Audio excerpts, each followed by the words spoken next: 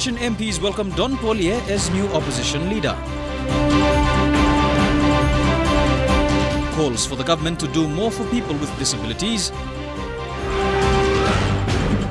Hundreds turn out to farewell Constable Yambeningi, murdered at Gordon's Market. This is National EMTV News with Mary Bartulo. Good evening and welcome. This is Wednesday's news.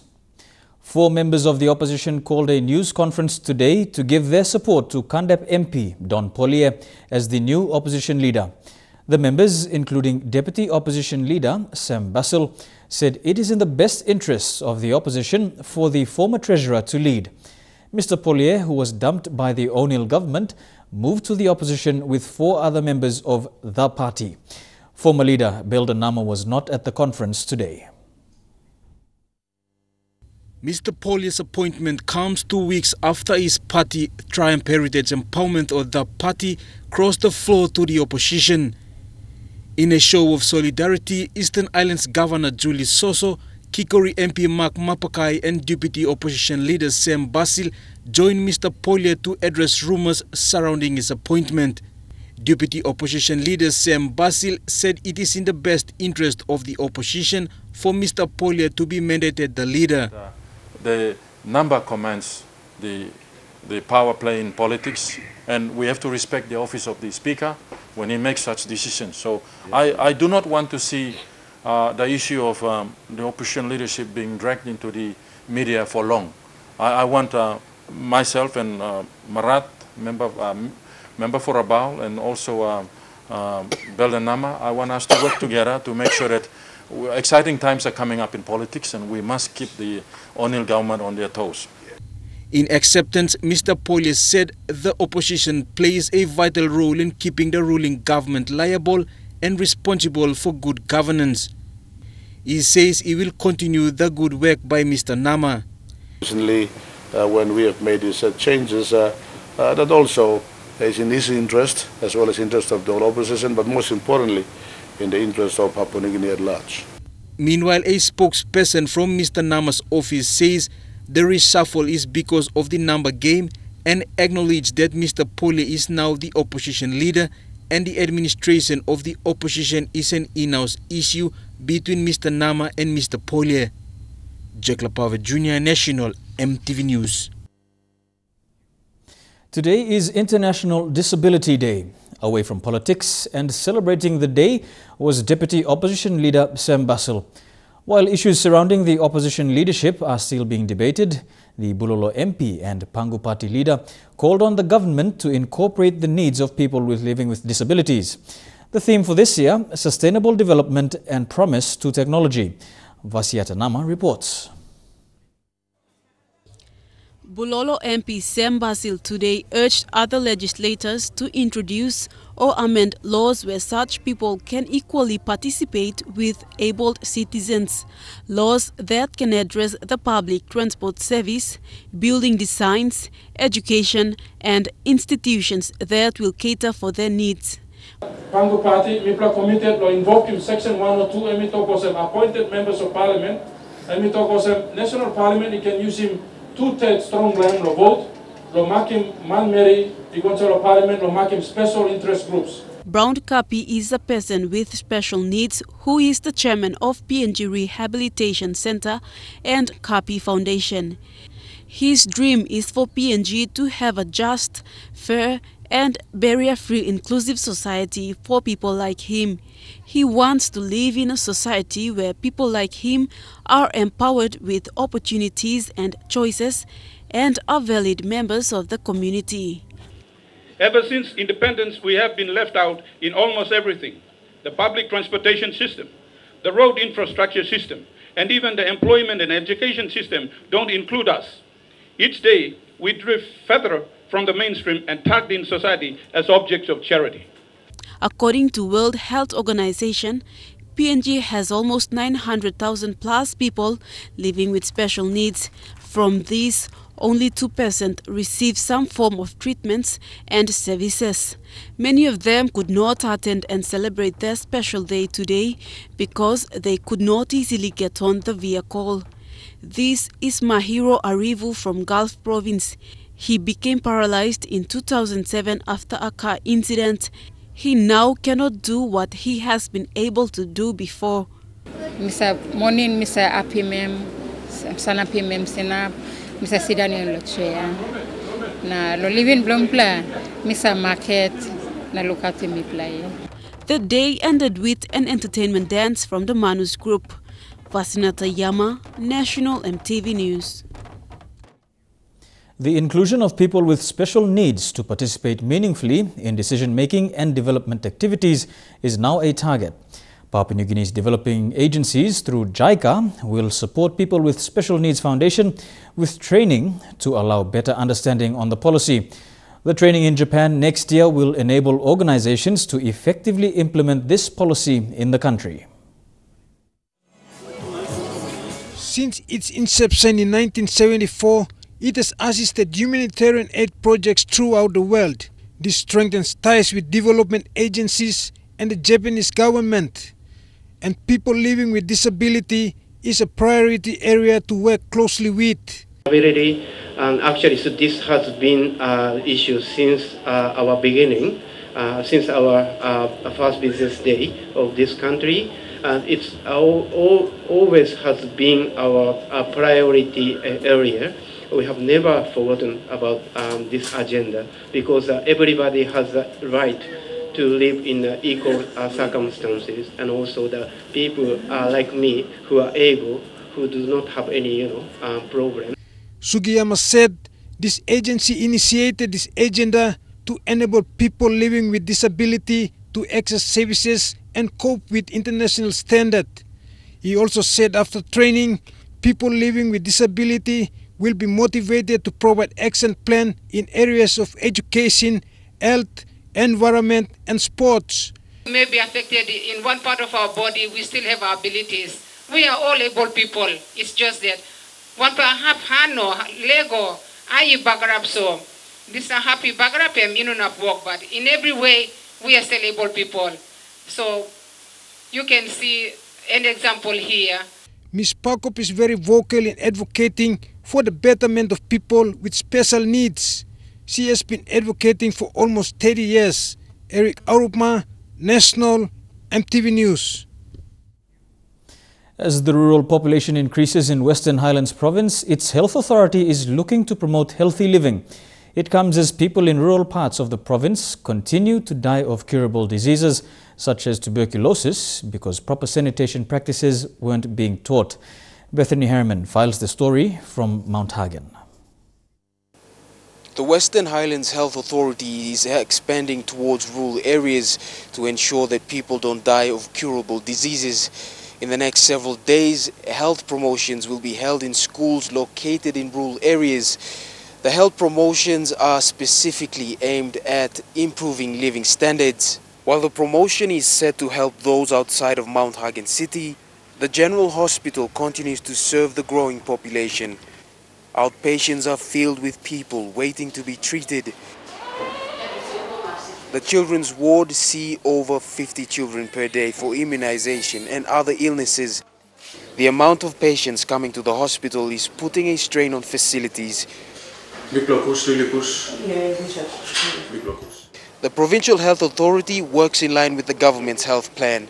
It sees that if living standards are being improved in rural areas, then it will curb the number of illnesses and deaths caused by tuberculosis, pneumonia, dysentery and many other curable diseases.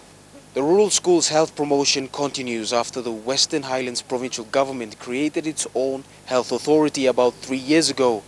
Bethany Harriman, National EMTV News, Mount Hagen. The late probation constable Clifford Yambeningi, who was stabbed at Gordon's Market and died 3 weeks ago, was given a proper farewell yesterday.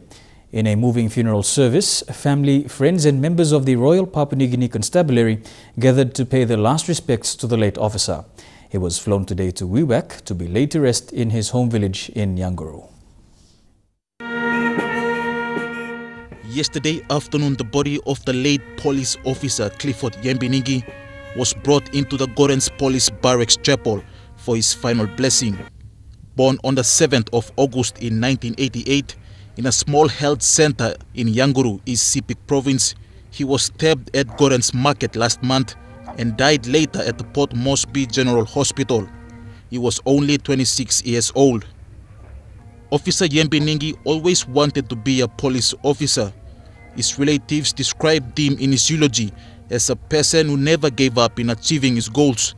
He died just 3 months after passing out from the Bomana Police College. His dream career was to become a police officer, and he always talks about this to his cousins. As soon as he got the acceptance letter, he said his tears of joy because this was a dream come true. Before Yambeningi started training with the Intake 1 Squad 8 in January 2014 and graduated on the 1st of August 2014. His death sparked a string of unfortunate events in Port Moresby. First, the Gordon's Market was shut down, bus stops relocated, and a public outcry to close the market for good. Last week, the market was reopened with NCD Governor Powers Parkop saying a wing of the proposed reconstruction of the market will be named after Officer Yambeningi. But it was a day of sorrow for his family yesterday and a loss to the Royal Papua New Guinea Constabulary. As NCD and Central Police Commander Jerry Frank said, Officer Yambeningi died as a serviceman to the people of Papua New Guinea. We're here to serve the country, our people, and the nation as a whole. One thing that I'd like to talk well on you is that when we joined the police to be members of the Royal Public Constabulary, a man in blue, a woman in blue, you serve and we apply Holy Bible to serve the country, our people, nation, and God Almighty. The funeral was attended by members of the police hierarchy, including the Australian Federal Police. Family and friends of Officer Yambeningi turned out to share their sorrow. He was given a proper police farewell.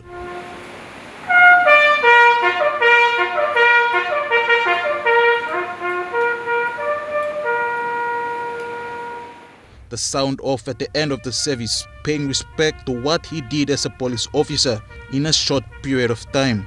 His body was flown today to Wewak and will be laid to rest at his village in East Yanguru. Stanley Oved Jr., National EMTV News. When we come back, a businessman in Madang alarmed at the influx of foreign companies, landowners in Gulf concerned about environmental damages, and the final day of the 13th Mining and Petroleum Investment Conference in Sydney.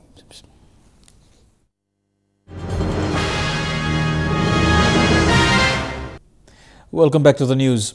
A long-time resident of Madang and a businessman, Stanley Peel, has raised concerns on illegal land grabbing by foreigners. Mr. Peel said the influx of foreign businesses has resulted in substandard buildings in Madang town. He says there are no proper planning and control to monitor whether processes are being followed to allow foreign businesses to operate. Madang Province is a developing township driven by tourism and agriculture industry. Madang is also home to the iconic flying foxes. However, in recent times, their breeding hub, the Picus trees, have been cleared off to cater for new development in town. Like this piece of land opposite the Coast Watchers Hotel, it has been sold off to a foreigner.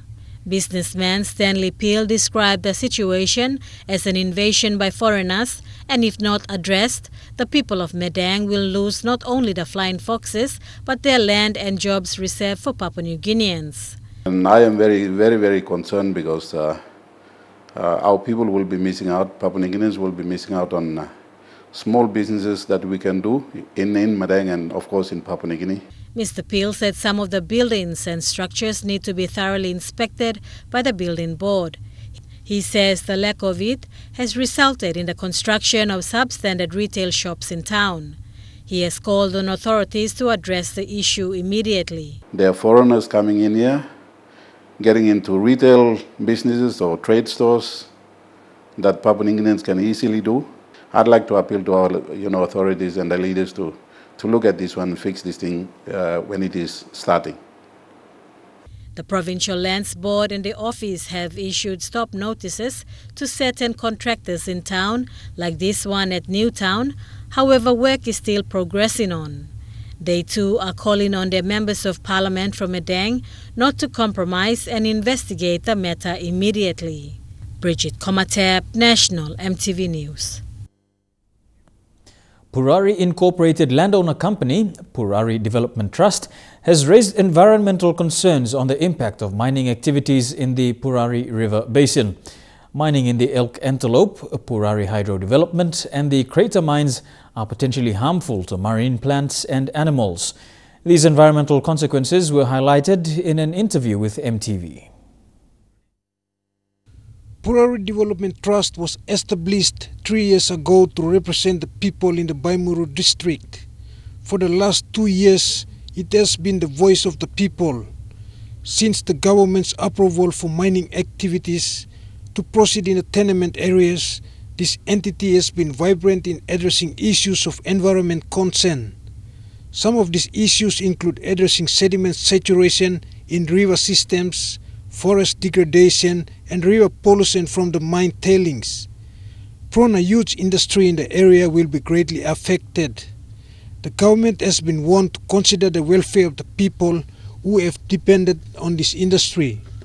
The mining operation might cost our people. So I hope that they have done that. But obviously, we will check on that, and we want to ensure that they have taken that into account. In terms of service delivery, PPT is the only vehicle that presents people's development needs to the government. As an entity that focuses on raising the voice of the silent majority in the area, it is affiliated with IPBC to secure funding to carry out this pilot project. Yes, Purari Development Trust is a well-organized entity. And we have achieved or obtained all requirements to basically represent our people.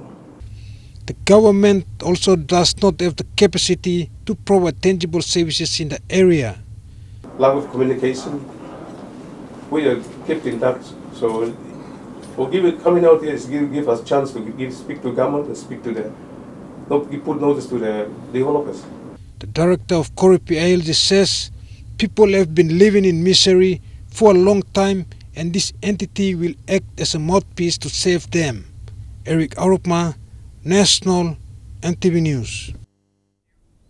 The final day of the 13th Mining and Petroleum Investment Conference, aimed at encouraging foreign investors to look again at PNG, came to a close today.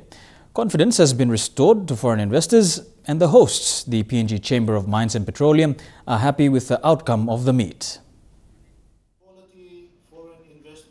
The 13th Mining and Petroleum Conference ended today in Sydney. The three-day occasion was well attended by stakeholders from the PNG resource industry.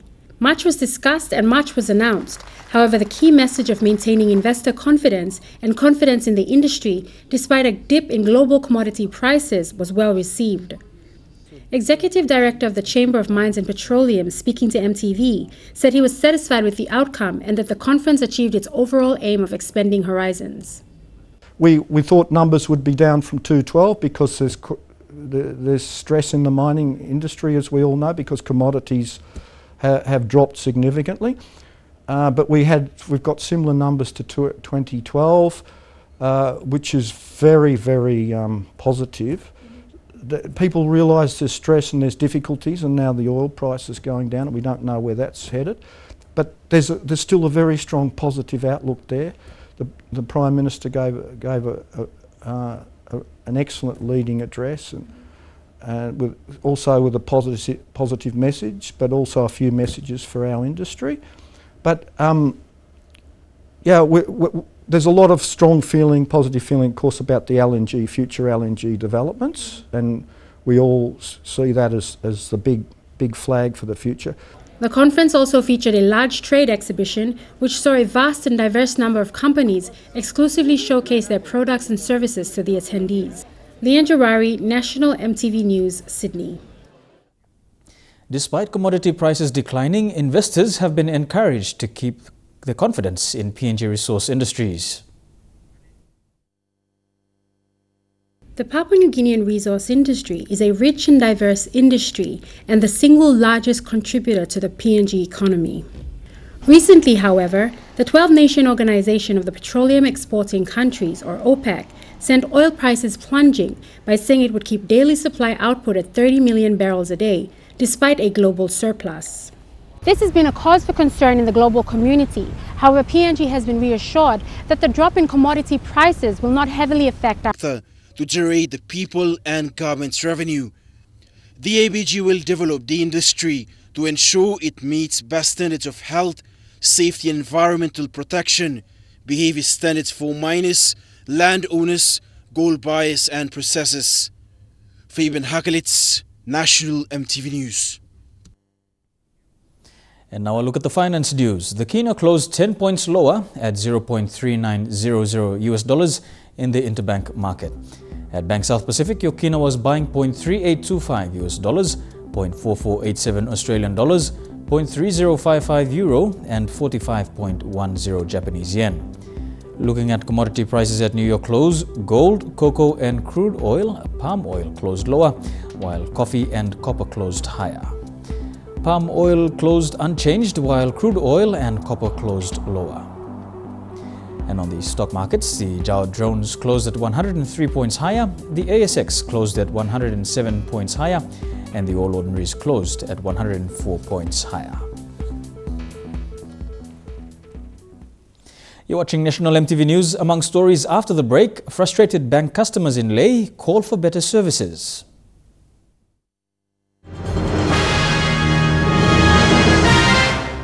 Welcome back to the news. Bank South Pacific customers in Lae City are frustrated about the long queues at the Lae commercial banks. Hundreds of people have been lining up along the 6th and 7th Street at Top Town to do their banking. Meanwhile, BSP in response has called on its customers to bank smarter to avoid the queues. Every morning, this bank is normally filled with people, and the queue extends for another 100 meters along the 6th Street.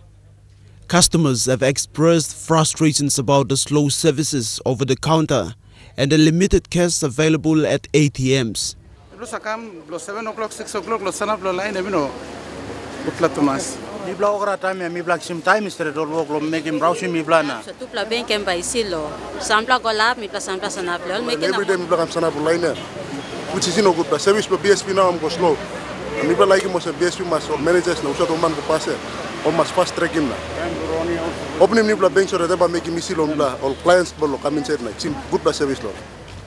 The lines pose a great risk for motorists and even block the movement of people around town. Over the last 5 years, the economic boom in Morobe and Lae City itself put pressure on banking services. However, many people from rural areas have continued to travel into Lae to do the banking. Every fees that they take, they should have enough workers to work in there to serve us. We are the customers, good customers lol every day. Now they are making big money from us, but yet their service is not good enough. We can come in the morning, we can stand here in the morning till late, even 5 o'clock, 4 o'clock, and we go home. And sometimes they don't serve us and we go home without any serving done. In a statement provided to EMTV, BSP has encouraged its customers to use cheaper and more convenient options.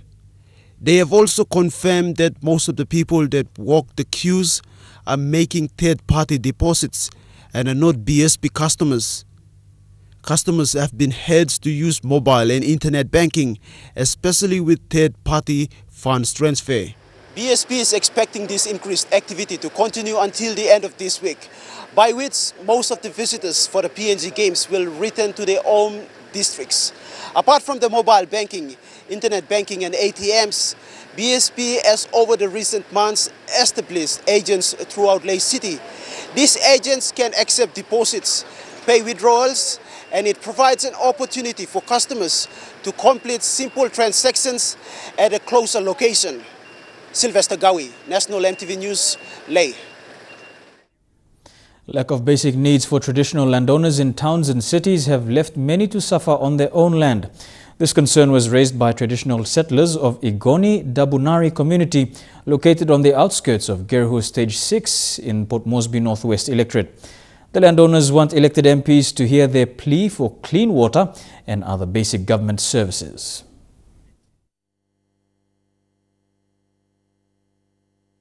The Igoni Bamunari community situated at the back of Geru State 6 is made up of more than 3,000 plus people. The locals said they have seen developments happen in Port Moresby cities and suburbs, but their locality have been denied of some essential needs and basic government services. Water shortage has been the main problem faced by these people for so many generations. The locals said the issue has been raised many times to the office of local member of parliament and at the governor of National Capital District, but they never get any positive on their worries.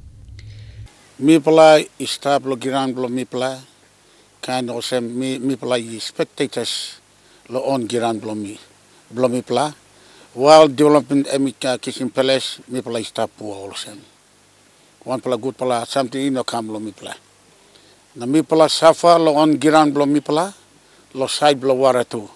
The local leaders said apart from the main concern of water shortage, they are also facing additional social issues relating to former Pagail settlers settled temporarily on their land. Line blo governor too ino working one blo good pala something lo mipla na mipla safa lo wara mipla stop. The landowners restrict mothers and children of the settlers to farm on the land and allow them to do some income and activities. They said because Governor Polye's Park has failed his promises made to both landowners and the settlers. The developer Catherine Brothers, NCDC, when they approached us, they said, your safety will be guaranteed, your block of land will be fenced, boom gates erected, water supplies will be there, electricity provided, and titles will be given to you. It's almost 6 months, almost 6 months now. We've been brought up here.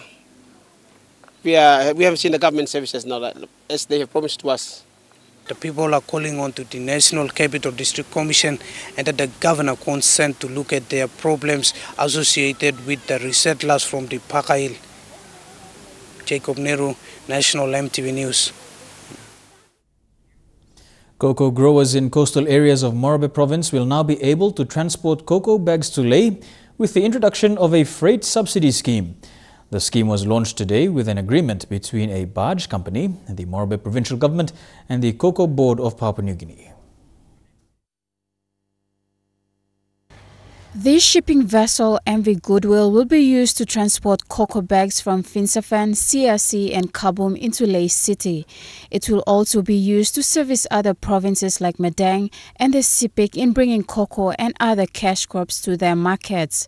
A truck was also given to the Makam Valley Produce to assist in bringing in cocoa from Watut and other inland areas. This freight subsidy program is an initiative of the Department of Agriculture and Livestock to assist local farmers from coastal areas in the Momase region. Cocoa Board has rolled out this program to all the provinces and the results are overwhelming. Our target group is the most isolated rural districts. Since the liquidation of Lutherans shipping, cocoa farmers in Finsafen, CRC and Kabum were facing difficulties in transporting their cocoa to the market. Morobe itself has the potential of producing 6,000 tons of cocoa. However, in the recent months, it declined to 2,000 tons per annum. Through the freight subsidy, the Cocoa Board is confident that production will increase to more than 10,000 tons. The cocoa industry estimates that about 15 to 20,000 tons are stranded in Pomio, in Lasul Binding, in CRC, in Aitapelumi, and in Vanimo, up in Ambunti. So this program is to assist farmers bringing those cocoa through freight subsidy, 100% freight subsidy. The Cocoa Board of PNG and the Morobe provincial government are looking at restoring confidence among cocoa farmers in Morobe province. The focus will not only be on increasing production, but also in assisting farmers to produce high-quality cocoa beans for the world market. Colin Barilai, National EMTV News, Leh. Turning overseas now, and there are reports today the wife and child of an Islamic State leader have been arrested on the Syrian border. It is believed they were detained 10 days ago by Lebanese officials. was the moment one of the wives of IS leader Abu Bakr al-Baghdadi was released. This video of a prisoner exchange between extremist groups and the Syrian government was put up on social media sites in March. The face of the woman on the right, which was already blurred when it was uploaded, is believed to be Sajra al-Dulaimi. 9 months later, Lebanese security forces say they've detained a wife of al-Baghdadi's, possibly the same woman, as she tried to cross into Lebanon from Syria with her child. Not much is known about IS leader al-Baghdadi, who has called on his supporters to launch attacks in the West. Last month, there were reports he had been killed in an airstrike, but that's been denied by IS. If the reports of Dulaimi's detainment are true, the Lebanese authorities could have a useful bargaining chip to play with the world's most wanted man. Their first priority will be to get any information they can about potential ISIL threats to Lebanon and to Lebanese interests. But of course, they will also be looking about any information they can get about the organization as a whole. They may then consider a swap. Around 20 Lebanese soldiers have been held hostage by IS and the Al-Qaeda-linked Al-Nusra Front since August. Fighting between the extremist groups and the Lebanese army has raged in northern Lebanon. Lebanese intelligence have arrested dozens of suspected IS fighters in recent months, but supporters of the group are denying on social media sites that al-Baghdadi's wife has been detained, calling it a lie. If Lebanese authorities do have Dulaimi and her child in custody, she may be able to provide some information on the elusive leader. The race is on to prepare for a monster storm that's heading for the west coast of America. A huge amount of rain has already hit areas, with families evacuating ahead of mudslides. A super soaking storm is slamming California. Mud flowing in Camarillo, northwest of Los Angeles. A race to keep those culverts clear any way they can, with machines even pulling rocks out by hand. Families like Anthony Bacanzo are keeping a close eye on the mountains tonight. I wasn't scared until now. Rocks falling in Santa Barbara covering this highway and wreaking havoc on the roads. At least 3 injured in this 3-car pileup. The California Highway Patrol responding to more than 100 calls in Los Angeles alone. The ground already saturated after weekend downpours brought mudslides that closed 10 miles of the Pacific Coast Highway.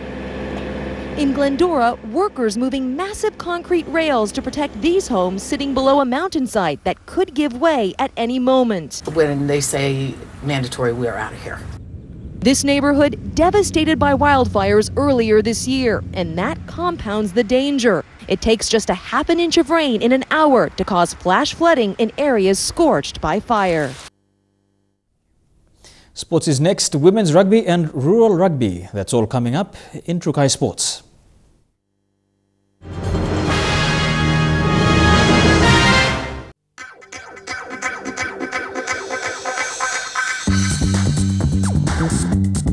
Trukai Sports.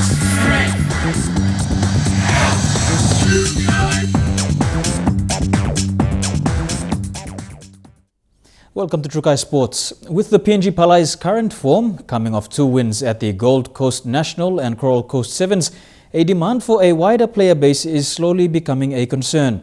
Through mass participation programs, there is now an influx of women showing interest.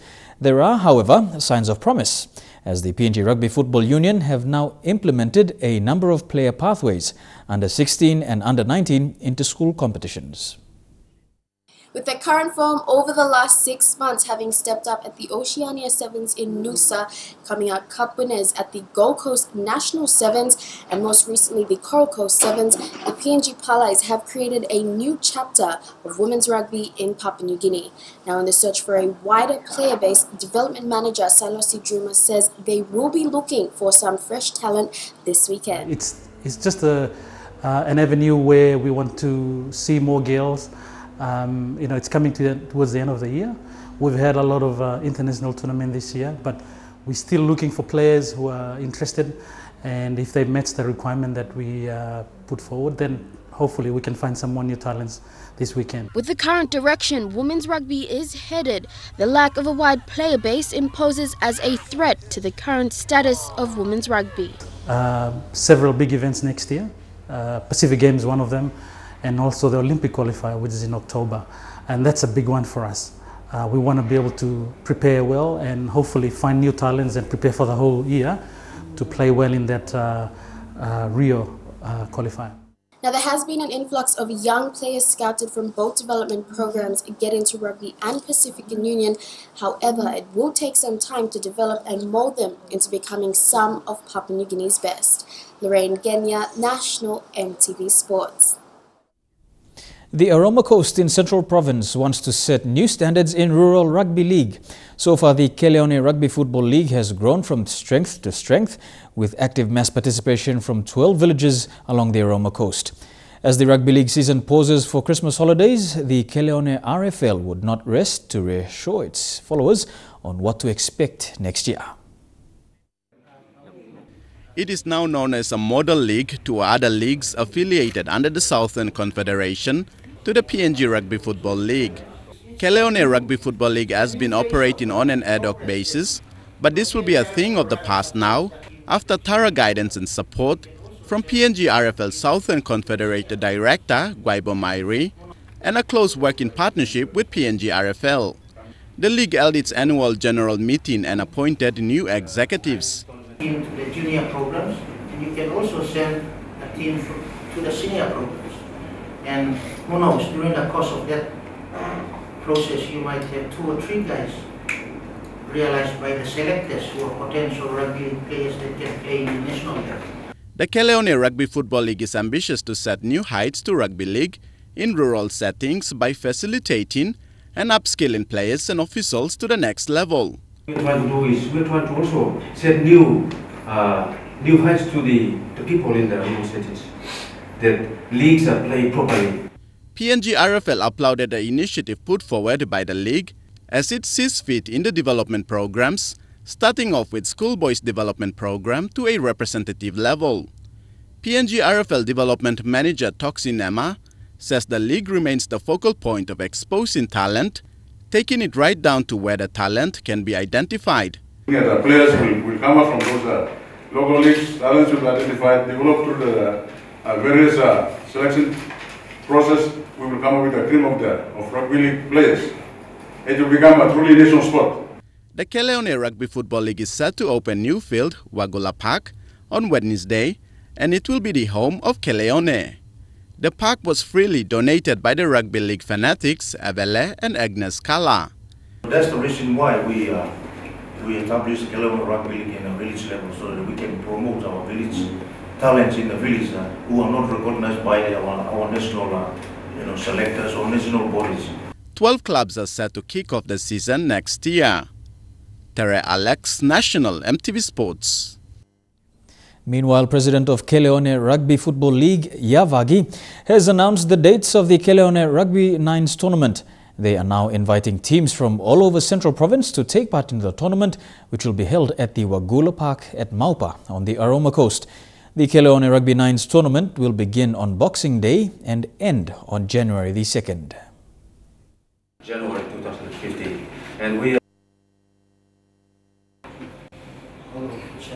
all of Central Province, we would like to invite you to come and participate in our Nines tournament. We apologize for that footage there. Trukai Sports continues after the break. Stay with us. Trukai Sports. Welcome back to Trukai Sports. The PNG Rugby Football Union have jumped on board the corporate blood donation drive in Port Moresby. This is the first time a national sporting body has participated in a nationwide appeal. The initiative is to fill the blood bank reserve throughout the festive period and for athletes to participate and drive the importance of blood donation. On average, the Port Moresby General Hospital uses 250 to 300 bags of blood on a weekly basis. With most schools winding down the academic year, Port Moresby General Hospital have initiated the corporate blood donation drive to fill their blood bank and reserve throughout the festive period. Papua New Guinea Rugby Football Union staff and current Pukpuks players took time out to donate to a worthy cause. The initiative PNG RFL involved in today is called the corporate blood donation. It's where you donate blood to health services, supporting the initiative throughout the festive period. PNG RFU very happy to be part of this. We're always looking for opportunities to give back to the community and support the community in all their endeavours. In communication with the Red Cross and the Health Department, we're going to make it a policy for all our national teams when they congregate in camp to donate blood to the Red Cross. This was an opportunity for both amateur and elite athletes to participate in a cause that may one day save their life. Person to, give back blood or donate blood back to the community or whoever who may need it in the future is such a good feeling, knowing that you may, be a lifesaver. We like it, the program must come now. Help, it's for a good cause, so at least we all try and do our part to help the Red Cross and help our own country. Yeah. The corporate blood drive will end next week with a presentation to acknowledge all entities that have participated in the program. And they hope to have more individuals and corporate entities participate in February next year. Without a sponsor, Port Moresby General Hospital's program hopes to create a culture within the public and private sector and athletes to donate blood for hospitals around the country. Scholar Sengi, National EMTV Sports. And that has been Trukai Sports for tonight. Don't go away. Up next, the weather details. Trukai Sports.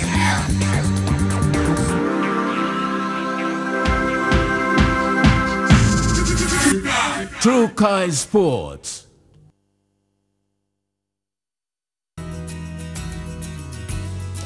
Taking a look at the weather forecast for tonight and tomorrow for the Momasa region, Leh and Madang, you can expect a shower or two, and showers for Wewak and Vanimore. Before we go, our top stories again. Opposition MPs welcome Don Polye as new opposition leader. Calls for the government to do more for people living with disabilities. And hundreds farewell Constable Yambeningi, murdered at Gordon's Market last month. And that has been National EMTV News. From the news team, I'm Maribatulo. Good night.